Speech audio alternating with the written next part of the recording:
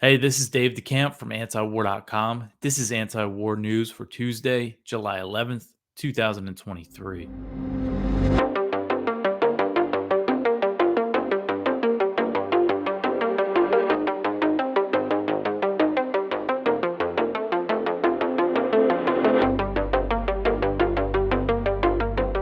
All right, the first story at the top of antiwar.com today. Matt Gaetz joins the effort to block cluster bombs to Ukraine. So, Representative Matt Gaetz, he's a Republican from Florida. He said on Monday that he will be the Republican co sponsor of an amendment to the 2024 National Defense Authorization Act that aims to block the provision of cluster bombs to Ukraine. So I went over this amendment yesterday. It was introduced by Representative Sarah Jacobs. She's a Democrat from California, and it's received three Democrat co-sponsors, including Ilhan Omar, Pramila Jayapal, and Jim McGovern. So now with Gaetz joining on, he's making it a bipartisan amendment. He said, quote, "I'm going to be the Republican co-sponsor of the Jacobs Amendment before the House Rules Committee," end quote. So this amendment would ban the provision of cluster bombs to Ukraine. Well, it would actually ban the export of cluster munitions altogether, not just to Ukraine. Gaetz said that the NDAA is going to be voted on this week in the House. So the House Armed Services Committee has passed, the House version of this NDAA, which is the annual military spending bill, but it still needs a full House floor vote, and that's when they're going to try to add this amendment. Gaetz said, quote, "We have an opportunity with bipartisanship to stand against the warmongering Bidens," end quote. So from what I understand, this vote could happen as soon as Wednesday. It's also not exactly clear if this amendment is going to be brought for a vote. I think there still might be some obstacles in the way of that. So cluster bombs, as we've covered a lot, they're a huge hazard for civilians. They spread these small submunitions over large areas, and many of them, could not explode, meaning that people can find them years or decades later. And because of that, over 100 countries have banned the use of cluster munitions, including many of the US's top NATO allies. So Gaetz said, quote, "Children will be left without limbs and without parents because of the decision by Joe Biden if we do not work together in a bipartisan fashion to stop it," end quote. So while there is an effort to block the shipment of cluster bombs to Ukraine, the unfortunate thing is that they could already be on the way. So, I mean, this is good to see, but it's going to take time. The NDAA, the House needs to pass their version, the Senate needs to pass their version, and then they need to negotiate what the final bill is going to be. And by the time it is signed into law, that's when this ban on cluster bombs would come into effect, and that probably won't happen until close to the end of the year. That's how the timing usually works out for this. And the way that the Biden administration is giving Ukraine cluster bombs is through the Presidential Drawdown Authority, which allows Biden to send weapons directly from U.S. military stockpiles. And they're sending, the 155 millimeter artillery rounds. So, they could already be on the way, essentially. And if they know that this might be coming, if they think there's going to be enough support, they'll probably just try to ship as many of these cluster munitions as they can. But I still think, this is good to see. And I would expect more Republicans, the Republicans that have been against arming Ukraine this whole time, which is about 50 something that voted against, that big $40 billion aid package last year. I think some of them are going to agree to this, and enough Democrats, maybe not enough Democrats, though. I mean, I'm sure a lot of the progressives will, which is about 100 Democrats in the House. But I don't know if that total is going to equal enough support to get this amendment.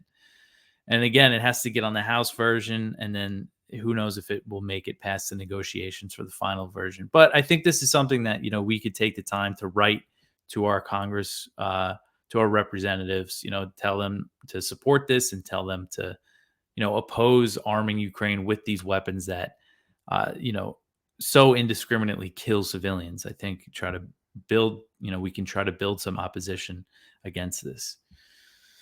All right, so the next one here, Russia says that Putin met with Prigozhin after his mutiny. So a Kremlin spokesman said Monday that Russian President Vladimir Putin held a meeting with Wagner chief Yevgeny Prigozhin after his short-lived mutiny. So this was Dmitry Peskov, the Kremlin spokesman. He said the meeting took place on June 29th at the Kremlin and lasted 3 hours. The talks were held just a few days after Prigozhin's 24-hour rebellion, which started on June 23rd and ended on June 24th. Peskov said, quote, Putin invited 35 people, all the squad commanders and the leadership of the Wagner private military company, including Prigozhin. The meeting took place in the Kremlin on June 29th and lasted for nearly 3 hours, end quote. So Peskov said that Putin listened to explanations from the Wagner commanders and offered them further options for employment and further use in combat. So it sounds like he's saying, you could keep fighting for Russia. And Peskov said that he could not share many details about the meeting, but added that Prigozhin and the other Wagner commanders pledged their loyalty to Russia. So when the mutiny first ended, according to media reports, Prigozhin agreed to live in exile in Belarus in exchange for having the charges against him dropped. Belarusian President Alexander Lukashenko confirmed on June 27th that Prigozhin did travel to Belarus, but now it looks like he went right back to Russia for this meeting at the Kremlin on June 29th. And Lukashenko recently said that Prigozhin is in Russia, so it seems like he's been staying in Russia. So it's not exactly clear what his fate is going to be or what the fate of the other Wagner fighters are going to be. We know Putin said, when this rebellion was put down under this deal, he said that he offered the Wagner fighters they could either sign contracts with the defense ministry, go to Belarus, or return home to their families. So this is sounding like they're saying they want to fight for Russia, and I guess I would assume that they would have to sign these contracts, become part of the Russian military, be under the control at least of the Russian defense ministry, which is what Prigozhin was trying to avoid, or what he said really motivated his little uprising, or whatever you want to call it. So it's interesting, and I mean, it just goes to show that this wasn't any kind of coup attempt. I think that's pretty clear at this point, even though many people, in the U.S. got very excited during those 24 hours. All right, the next one here, NATO to drop membership action plan for Ukraine. So NATO is set to drop the requirement for Ukraine to go through a membership action plan to join the alliance. And this is according to a report from AFP on Monday. So the membership action plan, the MAP, is designed to ensure that aspiring NATO members make reforms to meet certain political, economic, and military standards to join the alliance. Waiving the MAP would speed up Ukrainian membership if NATO ever formally invites Ukraine to join. So between 1999 and 2020, every new NATO member joined the alliance through a MAP, which is tailored to each country. However, Finland and Sweden were invited to join the alliance last year without having to go through this process. Ukrainian Foreign Minister Dmytro Kuleba welcomed NATO's expected decision to drop the MAP requirement, but is asking for more as Kiev seeks a formal invitation to join the alliance, which seems very unlikely at this point. Kuleba wrote on Twitter, quote, following intensive talks, NATO allies have reached consensus on removing MAP from Ukraine's path to membership. I welcome this long-awaited decision that shortens our path to NATO. It is also the best moment to offer clarity on the invitation to Ukraine to become a member, end quote. So on Friday, President Biden said that Ukraine could not join NATO while it's fighting a war with Russia because it would mean the alliance, it would mean that NATO's at war with Russia. That's what it means. So when you see these people saying Ukraine should be brought into NATO, that's what they're saying, is that they want NATO to go to war with Russia. Biden also suggested that it would take a long time for Ukraine to join NATO, even after the war. He was talking about, reforms that they need to make. And what's interesting, so they're saying that they're going to drop this MAP. When Biden was asked about it about a week or so ago, he said he would not make it easy for Ukraine to join NATO. It sounded like he would object to this, but I guess there was enough pressure from other NATO members. Or it's just Biden, so who knows, what the story is. So NATO officials are currently working on an agreement on a wording of a communique that will be issued at the two-day NATO summit in Vilnius that starts on Tuesday. So Tuesday and Wednesday are going to be busy days for us. NATO is expected to compromise and give Ukraine some sort of new commitment, such as waiving this map requirement. So NATO first pledged that Ukraine could eventually join the alliance at a 2008 summit in Bucharest, but Kiev has never been given a timeline or a concrete roadmap toward membership. Ukrainian entry into NATO is a major red line for Russia, so any new commitments will, serve to prolong the war. That's what whatever they do give Ukraine at this summit. I think it's just going to strengthen Russia's view that they can't solve this diplomatically, and they're going to continue, fighting. All right, the next one here, Turkey backs Sweden's NATO membership. So Erdogan has finally come around, and he agreed to back Sweden's NATO membership on the eve of this 2-day NATO summit in Lithuania. NATO Secretary General Jens Stoltenberg said that Erdogan has agreed to submit Sweden's accession protocols to Turkey's parliament, the Grand National Assembly, which needs to ratify Stockholm's NATO membership. The announcement came after Erdogan and Stoltenberg met with Swedish Prime Minister Ulf Kristersson, and in a joint statement, the leaders noted the efforts Sweden has taken to placate Turkey since last year's NATO summit in Madrid. That was held in June 2022, so over a year ago. Sorry about that. Turkey's main gripe with Sweden is its alleged support for the PKK, a Kurdish militant group Turkey considers a terrorist organization. So to make Turkey happy, the Swedes they passed this law they passed a new anti-terrorism law. They amended their constitution, for anti-terrorism things. And they significantly expanded counterterrorism cooperation against the PKK. This is according to that joint statement.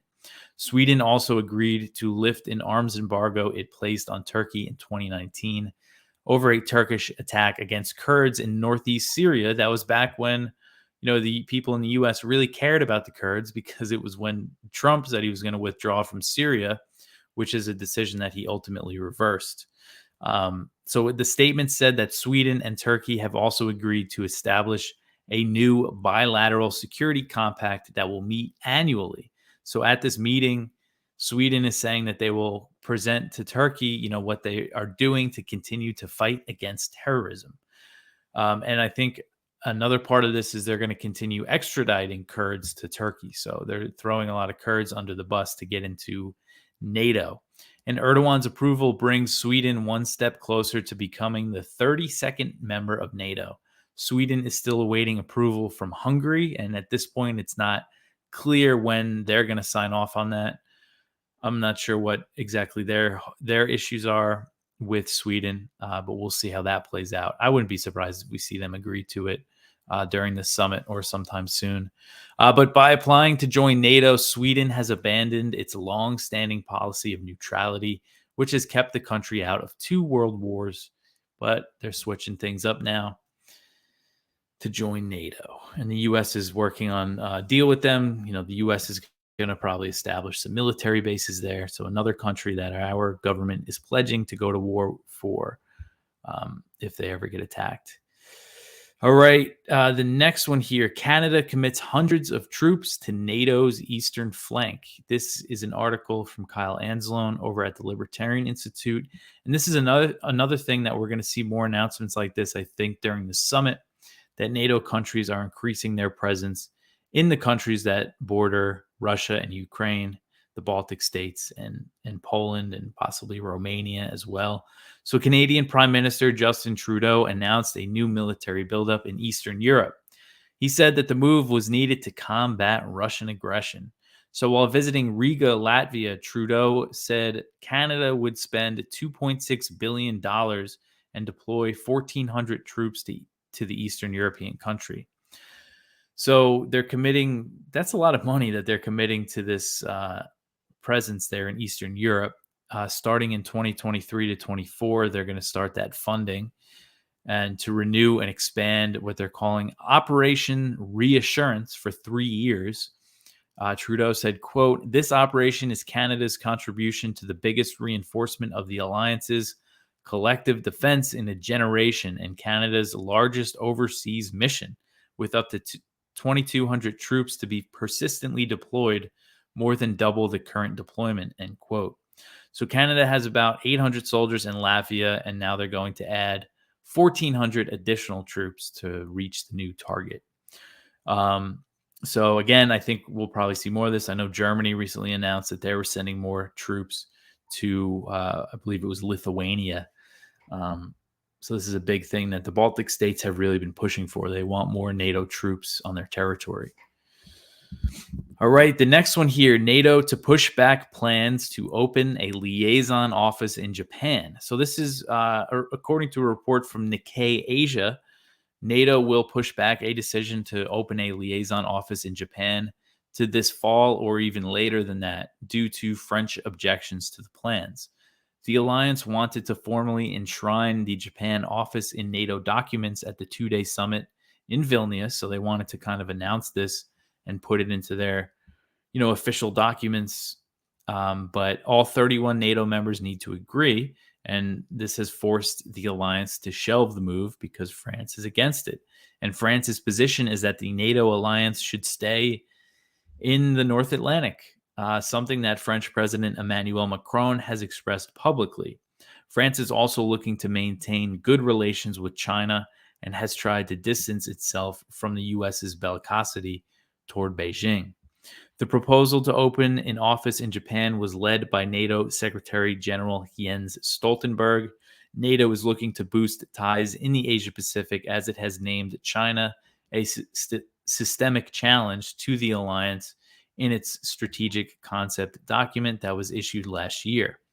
Japanese Prime Minister Fumio Kishida and South Korean President Yoon Suk Yeol, they're both attending the NATO summit, and this will be the second year in a row that the leaders of South Korea and Japan attend a summit of NATO leaders, as the alliance is looking really to increase ties over there and go over to the Pacific. So at least, there's some pushback to this idea that NATO should be expanded into Asia. All right, the next one here, the U.S. launches a series of airstrikes in Somalia. So U.S. Africa Command said Sunday that it launched 3 airstrikes in Somalia and claimed the bombardment killed 10 al-Shabaab fighters. The command said the strikes were launched in a remote area about 65 miles north of Kismayo, which is a port city in southern Somalia. So if you're looking at the video here, you'll see on the map it's pretty far south in Somalia where these drone strikes were launched. Again, 3 drone strikes. So AFRICOM said that the strikes were conducted to support the Somali government forces who were fighting al-Shabaab on the ground. AFRICOM claimed that its initial assessment found no civilians were harmed, but we always have to mention that the Pentagon is notorious for undercounting civilian casualties, especially in Somalia, where we don't know what's going on the ground. Operations are shrouded in secrecy. So this was the first airstrike. These were the first airstrikes that AFRICOM reported in Somalia since June 1st. However, it's not clear if the command is reporting every U.S. airstrike in the country. According to Air Wars, which is a monitoring group that tracks U.S. and other countries' airstrikes, suspected U.S. airstrikes hit al-Shabaab fighters in Somalia on June 11th and June 16th. So it seems like even though AFRICOM's not reporting them, they're still bombing Somalia. They've been bombing Somalia. It's possible this is the CIA. I don't think that, they don't have to tell anybody what they're doing. So the U.S. escalated airstrikes in Somalia after President Biden ordered the deployment of up to 500 troops to the country in May 2022. And a few months after that, the U.S.-backed government, which is based in Mogadishu, they launched an offensive against al-Shabaab in September of last year, leading to heavy fighting on the ground and more U.S. airstrikes. So there was a pretty big spike in U.S. airstrikes toward the end of 2022 into 2023. There's kind of been a lull, but looking at Air Wars, which is a site I need to check more often, it looks like there hasn't really been as much of a lull as I thought. Again, these aren't confirmed. They're suspected U.S. airstrikes, but they have a lot of ways that they confirm things, and they think it's pretty likely that these were U.S. airstrikes. And, they don't just say that. Again, they corroborate things. So al-Shabaab, the U.S. military really hypes up the threat of al-Shabaab because it's a big group, and they're in Al Qaeda. They've pledged their loyalty to Al Qaeda, but it's widely believed that Al Shabaab is not a global threat. They don't have designs outside of Somalia, and if the U.S. stopped bombing them, they wouldn't have any reason to attack the U.S. Al Shabaab's first recorded attack was in 2007 against Ethiopian troops occupying Mogadishu, because there was an Ethiopian invasion of Somalia in 2006 that the U.S. supported, which ousted the Islamic Courts Union, which was a coalition of Muslims that were leading Somalia for a short time.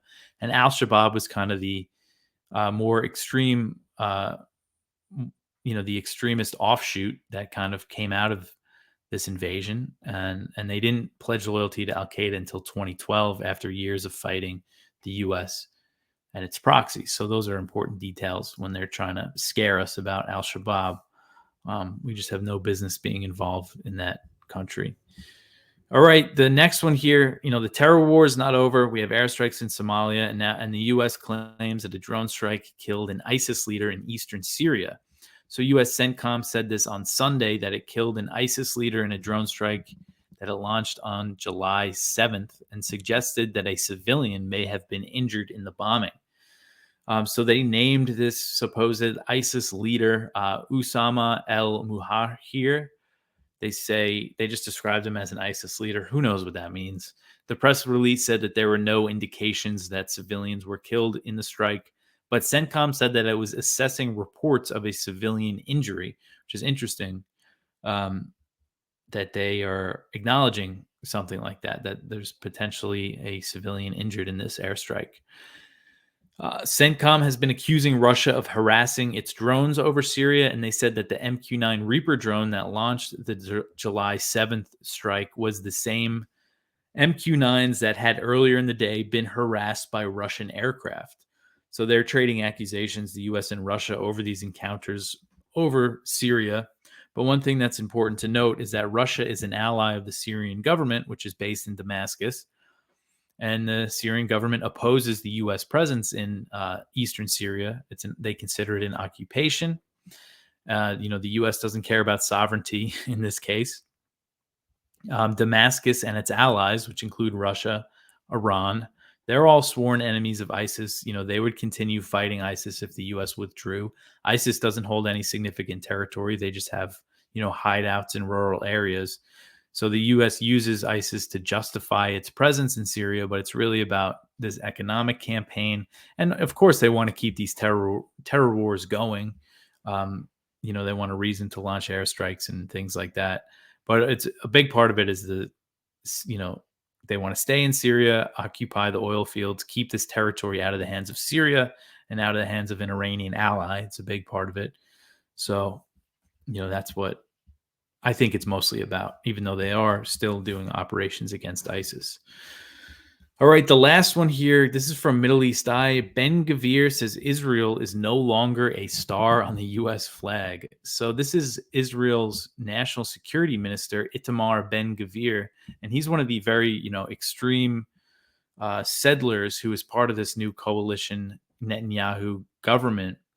And I just thought this was interesting because I didn't see, I forgot in this CNN interview that Biden did on Friday, he criticized this Israeli government. And Ben Gvir has hit out at President Biden for his recent remarks, calling Israel's current government the most extreme he's seen in the country's history, with Ben Gvir saying that Israel is no longer a star on the American flag. I thought that was interesting. And on Sunday, Biden said during this interview that he's saying it's one of the most extreme governments that he's seen in Israel since he's been in politics. He said, quote, "It's not all Israel now in the West Bank, all Israel's problem, but they are part of the problem, and particularly those individuals in the cabinet who say we can settle anywhere we want. The Palestinians have no right to be here," end quote. So, while Biden is criticizing these extremists that are part of the Netanyahu government who want to, annex the West Bank, that's a big part of the reason why I think we're seeing Israel launch these huge raids. They want excuses to crack down on the Palestinians and continue so they can continue expanding settlements. So, he might make some criticisms, but, he's giving them, basically full backing when it comes to this recent raid on Jenin. The U.S. said that they supported Israel's right to defend itself when they launched this huge attack. And they're never, they're not hinting at anything like they might condition military aid because of this coalition, because of the people in charge right now in Israel. That's not even thought about. I don't think that even crosses Biden's mind. But I just thought it was interesting to hear Ben Gvir kind of hit back at Biden. All right, but that's it for the news for today. Go check out our viewpoints. We have one from Benia Benjamin and Marcy Winograd. Stop Biden from sending cluster bombs to Ukraine. So go check that out. And I know Code Pink at their website, they have a thing you could to send a letter to your congressperson, your House representative, to tell them, to oppose this. And I think, I was kind of negative covering that story with Gaetz, but I think we should try to get some momentum going. You could call your representative or send them a letter and say, hey, these weapons kill civilians. There's all this history in Cambodia and Vietnam and Laos. They're still dealing with it today. That's going to just make the situation for Ukrainian civilians much worse than it already is. We have one from Doug Bandow that was originally at the American Conservative that we reprinted. What if Russia is winning America's proxy war in Ukraine?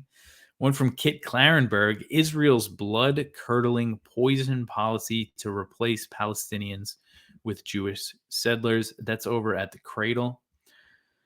One from Ron Paul, federal court makes this July 4th a true Independence Day. He's talking about the decision against the U.S. government's involvement, trying to tell social media companies what to do.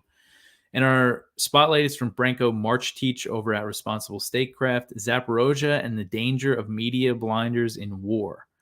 Kind of just how the media was taking Zelensky's word for the fact that Russia was planning some sort of attack on the Zaporozhye nuclear power plant. But that's everything for today. You could always support us at antiwar.com/donate. Like and subscribe on YouTube or Odyssey, Rumble, wherever you listen. Leave comments. I appreciate all the comments, the feedback, all the people that are sharing the show. I appreciate everyone that listens and watches, everybody that reads antiwar.com. But that's it for me for today. I'll be back tomorrow. Thanks for listening.